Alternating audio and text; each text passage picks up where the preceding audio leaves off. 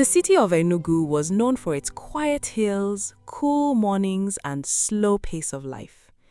It was a place where people valued hard work and honest living. But for Adaeze, the city was nothing more than a cage. She was 23, breathtakingly beautiful, and possessed a burning desire for a life of luxury that Enugu could not offer. Adaeze was dating Chike, a senior secondary school mathematics and physics teacher. Chike was a man of quiet dignity. He was brilliant, kind-hearted, and respected by everyone in the community. He did not have much money, but he was fiercely ambitious. Every evening after his regular classes, Chike would stay back at the school working on a computer programming project. He believed that education and technology were the keys to a prosperous future. He loved Adaeze with all his heart. He spent a significant portion of his modest teaching salary ensuring she had whatever she needed. He paid for her catering courses, bought her clothes, and treated her like a queen. One cool Harmattan evening, under the shade of a mango tree outside Adaze's family home, Chike brought out a small jewelry box. Inside was a simple, delicate gold ring. Adaeze, I know I am just a teacher right now, and I cannot give you the world today, but I promise you I am building something great. Marry me, and I will spend the rest of my life making you proud. Adaeze looked at the thin gold band. She did not smile. Instead, a flash of disappointment crossed her face. Chike, this is sweet, but let us be realistic. Love does not pay the bills. You are a good man, but I cannot spend the rest of my life managing pennies. I want to travel. I want to wear designer clothes. Please give me time to think. Chike was hurt, but he patiently agreed to wait. He believed her love for him would eventually outweigh her desire for wealth. He was horribly wrong.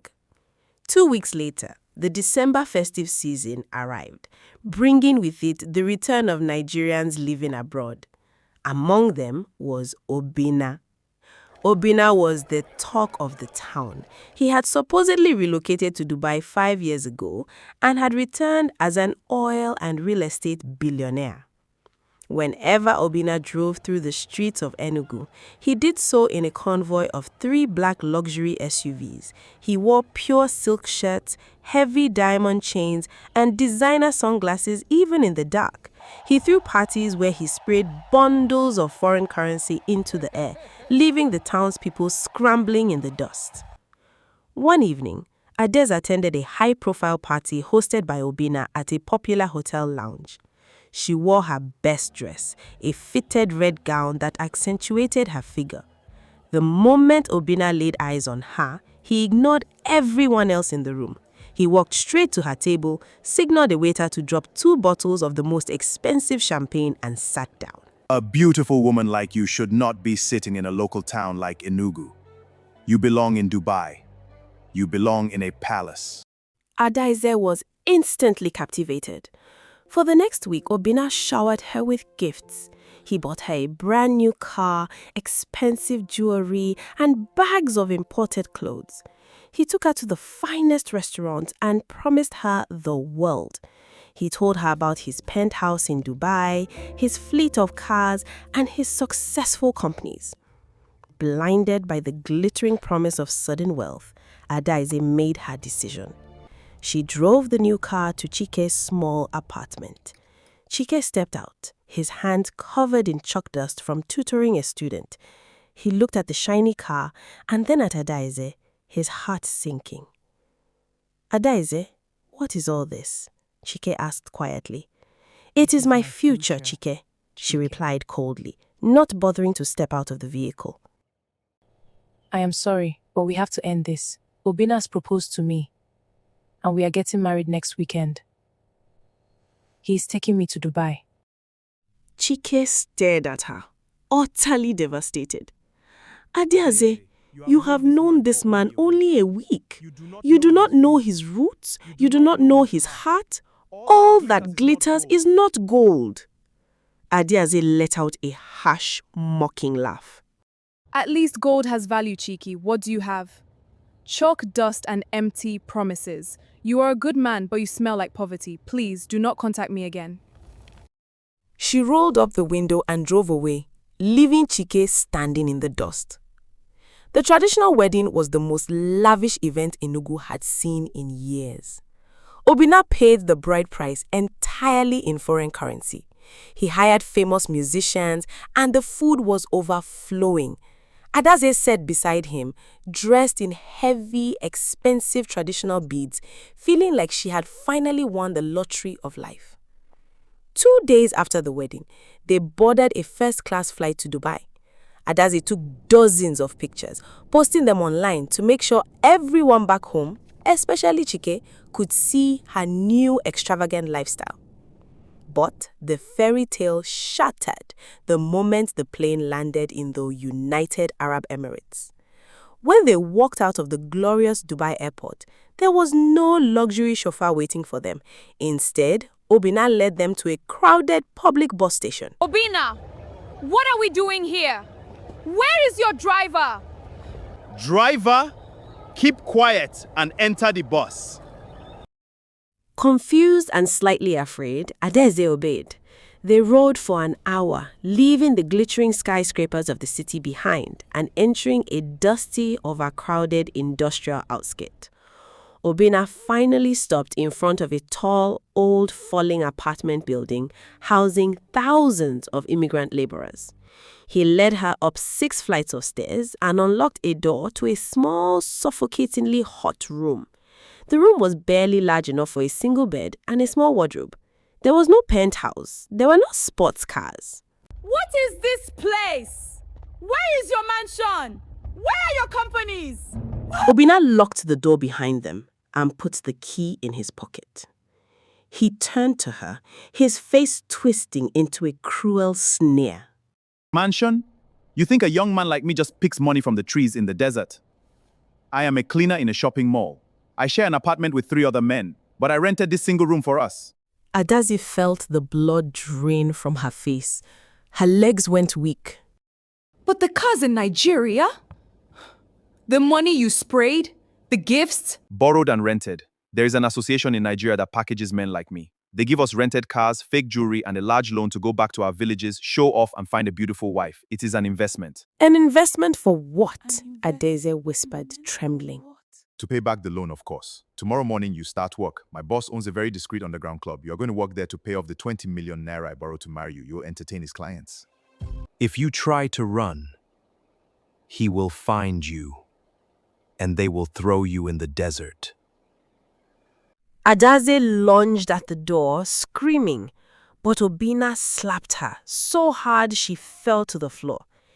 He leaned over and snatched her handbag, pulling out her international passport. You belong to me now. Welcome to Dubai. For the next 2 years, Adaeze lived in absolute hell. The woman who once turned up her nose at a hardworking teacher was now a prisoner in a foreign land. Every night, she was forced to work grueling hours at the underground club, enduring insults and rough treatment of strangers. Every cent she earned was taken by Obinna to pay his debts. She was starved, beaten, and emotionally destroyed. She was not allowed to use a mobile phone, and she was heavily guarded by Obinna's associates. Her designer clothes faded, her beauty withered under the intense stress, and her spirit was completely broken.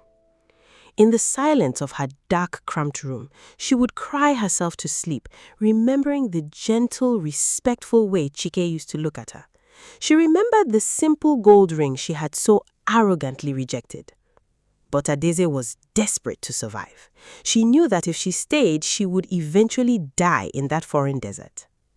Her opportunity came during a massive sandstorm that knocked out the power in their district for a few hours. Obinna had gone out to drink, heavily intoxicated, and carelessly left his jacket hanging on the chair. Adaeze's heart pounded violently as she searched his pockets in the dark. Her fingers brushed against a familiar stiff booklet, her passport. Without hesitation, she grabbed the passport, tied a scarf around her head, and slipped out of the apartment window, climbing down the rusty fire escape.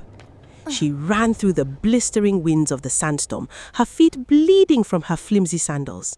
She did not stop until she reached the city center, where she collapsed in front of a police patrol vehicle. Because her visa had long expired, the authorities took her into custody. She begged the Nigerian embassy for help. After weeks of processing, an exhausted, traumatized, and penniless Adaeze was deported back to Nigeria. She arrived in Enugu on a hot Tuesday afternoon. She had nothing but a cheap, oversized dress the embassy had given her and a small plastic bag containing her travel documents. She looked 10 years older. Her skin had lost her glow and her eyes were hollow. As she walked through the familiar streets of Abakba, she felt a heavy wave of shame. People stared at her, whispering and pointing. The rumors of her deportation had already spread. She had only one thought in her mind: Chike. She remembered his kind heart. She remembered how much he loved her. She convinced herself that Chike, the gentle teacher who always forgave everyone, would take pity on her. She decided that she would fall on her knees, beg for her forgiveness, and accept the humble life of a teacher's wife. She walked the long distance to the secondary school where Chike used to teach. When she arrived at the principal's office to ask for him, the principal looked at her with extreme confusion. Mr. Chike? He left this school a year and a half ago. Left? Was he fired? Adaeze asked, panic rising in her chest.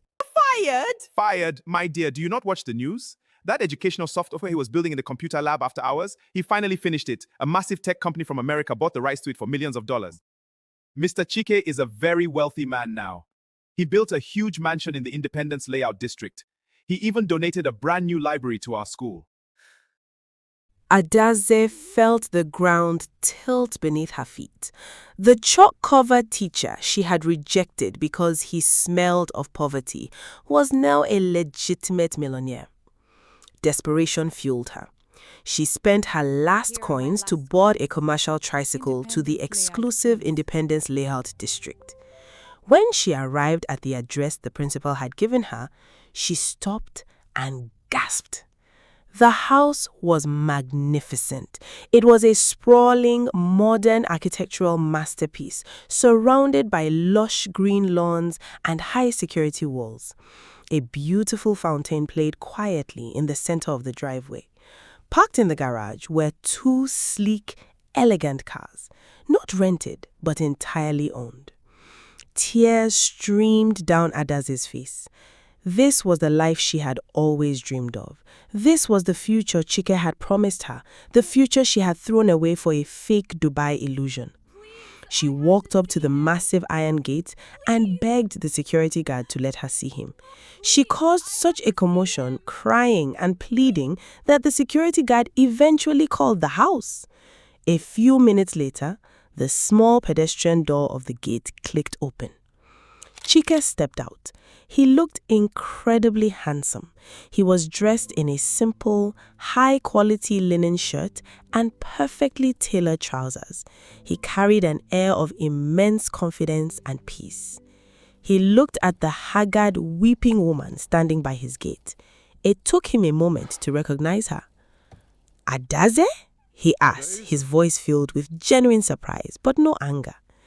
Adaeze fell flat on the ground, rolling in the dust and clutching at Chike's polished shoes. Chike, forgive me! I was a fool, I was blind and stupid. Obinna was a fraud. He tortured me, Chike. He made me a slave in Dubai. Please, I have learned my lesson. I will be whatever you want me to be. I will be your maid, your servant. Just take me back. Please, I still love you. Chike looked down at her. There was a time when seeing Adaeze cry would have broken his heart into a million pieces. But now he felt nothing but pity. Before Chike could speak, the pedestrian door opened again. A stunning, elegant woman stepped out. She had a gentle, radiant smile, and she was heavily pregnant. She placed a soft hand on Chike. Darling, is everything all right? Who is she? Chike placed his hand over his wife's hand, a look of deep, unconditional love passing between them. It is nothing, my love. Just someone from the past who lost her way. He turned his attention back to Adaeze, gently pulling his shoes away from her grasp. He reached into his pocket, brought out a thick bundle of naira notes, and handed it to the security guard. Give this to her, Chike instructed the guard. Tell the driver to take her back to her family's house. Adaeze looked up, her heart shattering completely as she realized the finality of the situation. Chike, please, she whispered, her voice cracking. Chike looked at her one last time, his expression calm and resolute. I told you, Adaeze, he said quietly. Wealth without roots is a trap. I offered you my heart when I had nothing, and you threw it in the dirt. My wife stayed with me when I was still covered in chalk dust. She helped me build this life. You cannot come to the harvest when you refuse to plant the seeds. With those final words, Chike turned around, wrapped his arm affectionately around his wife, and walked back into his beautiful mansion. The heavy iron gates closed with a loud, absolute click, leaving Adaeze entirely alone on the dusty street, holding the money of a stranger and weeping for a life she could have had. What do you think about Adaze's decision? Did she deserve a second chance, or was it simply too late? Share your thoughts in the comments below. If you enjoyed this powerful African folktale, please like this video, share it with your friends and family, and subscribe to African Night Tales by Enyinna for more unforgettable stories filled with lessons, suspense, and shocking twists. See you in the next tale. Have a blessed week ahead.